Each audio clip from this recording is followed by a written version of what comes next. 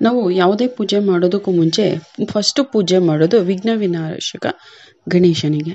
ನಾಳೆ ಚೌತಿ ಇದೆ, ಅಂದರೆ ಸಂಕಷ್ಟಹರ ಗಣಪತಿ ಚೌತಿ ಇದೆ. ಇದನ್ನು ಸಂಕಷ್ಟಿ ಅಥವಾ ಚೌತಿ ಅಂತ ಕರಿತೀವಿ.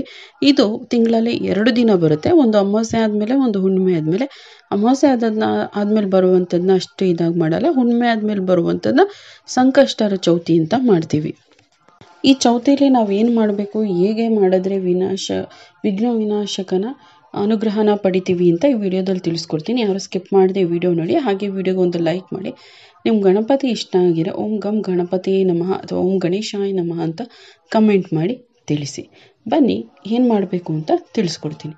ನಾಳೆ ಬೆಳಿಗ್ಗೆ ಬೇಗ ಎದ್ದು ಮನೆ ಕಸ ಗುಡಿಸಿ ಎಲ್ಲ ಕೆಲಸ ಮುಗಿಸಿ ಬಾಗಿಲಿಗೆ ರಂಗೋಲಿ ಇಟ್ಟು ಎಲ್ಲ ಮಾಡಾದ್ಮೇಲೆ ಬೆಳಿಗ್ಗೆನೇ ಸ್ನಾನ ಮಾಡಿ ಬೆಳಿಗ್ಗೆ ಪೂಜೆ ಮಾಡೋರು ಮಾಡ್ಬೋದು. ಬೆಳಿಗ್ಗೆ ಪೂಜೆ ಮಾಡಿ ಇದರಲ್ಲಿ ಉಪವಾಸ ಇದ್ದರೆ ತುಂಬ ಒಳ್ಳೆಯದು. ಅದರಲ್ಲೂ ಇದು ಮಂಗಳವಾರ ಬಂದ್ರಂತೂ ತುಂಬ ವಿಶೇಷವಾಗಿರುತ್ತೆ. ಅದನ್ನು ಅಂಗಾರಕ ಚೌತಿ ಅಂತ ಕರಿತೀವಿ. ಮಂಗಳವಾರ ಬಂದದನ್ನ. ಇವಾಗ ಇದು ಶನಿವಾರ ಬಂದಿದೆ. ಇದನ್ನು ತುಂಬ ಜನ ಮಾಡ್ತಾರೆ. ಕೆಲವೊಬ್ಬರು ಮಂಗಳವಾರ ಬಂದದ್ದನ್ನು ಮಾತ್ರ ಮಾಡ್ತಾರೆ.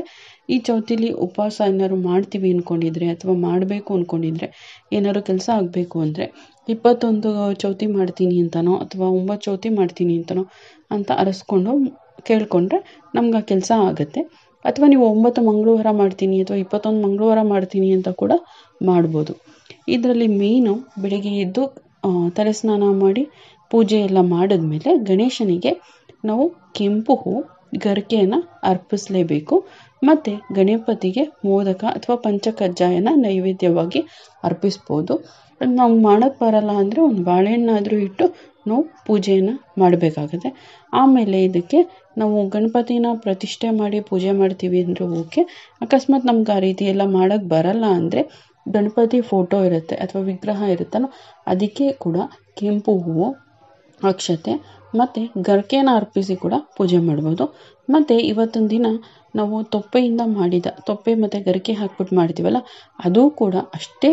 ನಾವು ಏನು ಕಲಶ ಇಟ್ಟು ಮಾಡ್ತೀವಲ್ಲ ಅಷ್ಟೇ ಪೂಜೆಯ ಫಲ ನಮಗೆ ಸಿಗತ್ತೆ ಅಂತ ಹೇಳ್ತಾರೆ.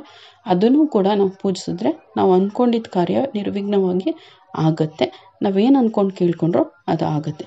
ಅಕಸ್ಮಾತ್ ನೀವು ಉಪವಾಸ ಇದ್ದು ಏನಾದರೂ ಪೂಜೆ ಮಾಡ್ತೀನಿ ಅನ್ನೋರು ರಾತ್ರಿ ತನಕ ಉಪವಾಸ ಇದ್ದು ರಾತ್ರಿ ಗಣೇಶನ ದೇವಸ್ಥಾನದಲ್ಲಿ ಕತೆ ಹೇಳ್ತಾರೆ, ಅದನ್ನು ಕತೆ ಕೇಳಬೇಕು.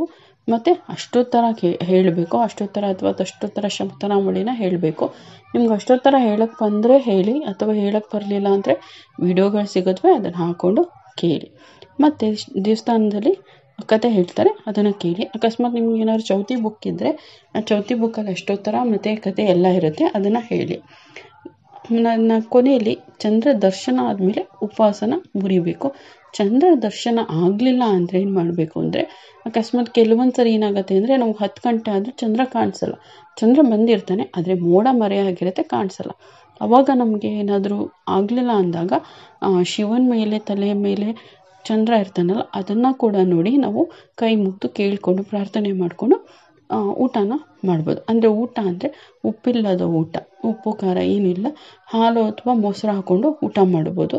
ಸಕ್ಕರೆ ಹಾಕ್ಕೊಂಡು ಊಟ ಮಾಡ್ಬೋದು. ಅಥವಾ ಏನಾದರೂ ಸಜ್ಜಿಗೆ ಏನಾದರೂ ಮಾಡ್ಕೊಂಡು ಊಟ. ಬೆಳಗ್ಗೆಯಿಂದ ಉಪವಾಸ ಇರೋಕ್ಕಾಗಲ್ಲ ಅನ್ನೋರು ಹಣ್ಣು, ಬಾಳೆಹಣ್ಣು ಅಥವಾ ಯಾವುದಾದ್ರು ಹಣ್ಣು, ಜ್ಯೂಸು ಆ ಥರ ಕುಡಿಬೋದು. ಇಲ್ಲ ನಾವು ಇರ್ತೀವಿ ಅನ್ನೋರು ಇದು ಪೂಜೆ ಮಾಡ್ಬೋದು. ಇದನ್ನು ಮಾಡಿದ್ರೆ ನಮಗೆ ತುಂಬ ವಿಶೇಷವಾದ ಫಲ ಸಿಗುತ್ತೆ.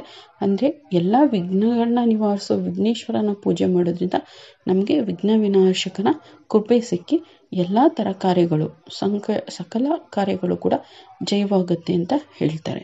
ಈ ವಿಡಿಯೋ ಇಷ್ಟ ಆಗಿದೆ ಅಂತ ಭಾವಿಸ್ತೀನಿ. ಇಷ್ಟ ಆಗಿದ್ರೆ ಒಂದು ಲೈಕ್ ಮಾಡಿ, ಹಾಗೆ ನಿಮ್ಮ ಫ್ರೆಂಡ್ಸಲ್ಲಿ ಕೂಡ ರಿಲೇಟಿವ್ಸ್ಗೂ ಕೂಡ ಶೇರ್ ಮಾಡಿ. ಹಾಗೆ ನನ್ನ ಚಾನಲ್ನ ಇನ್ಯಾರು ಸಬ್ಸ್ಕ್ರೈಬ್ ಮಾಡಿಲ್ಲ ಅವರು ಸಬ್ಸ್ಕ್ರೈಬ್ ಮಾಡಿ. ಓಂ ಗಂ ಗಣೇಶಾಯ ನಮಃ ಅಂತ ಕಮೆಂಟ್ ಮಾಡಿ. ಕೇಳಿದ್ದಕ್ಕಾಗಿ ಧನ್ಯವಾದಗಳು.